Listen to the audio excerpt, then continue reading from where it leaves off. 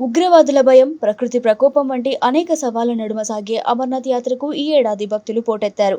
ఈసారి 32 రోజుల్లో ఏకంగా 4,71,000 మంది భక్తులు హిమలింగాన్ని దర్శించుకున్నారు. గతేడాది 4.45 లక్షల మంది భక్తులు మాత్రమే యాత్ర చేపట్టగా, ఈసారి అంతకు మించి యాత్రలో పాల్గొని రికార్డు సృష్టించారు.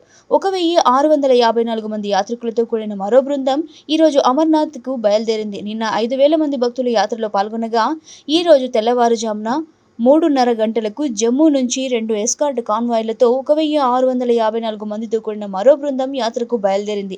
48 కిలోమీటర్ల పొడవైన ఈ యాత్రలో అమరనాథుడి చెంతకు చేరేందుకు 4 నుంచి 5 రోజులు పడుతుంది.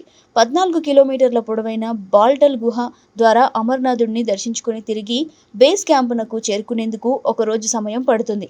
అమర్నాథ్ యాత్రకు హెలికాప్టర్ సేవలు కూడా అందుబాటులో ఉన్నాయి. మొత్తం 52 రోజుల పాటు కొనసాగే అమర్నాథ్ యాత్ర ఆగస్టు 19న శ్రావణ పూర్ణిమ రోజున ముగుస్తుంది.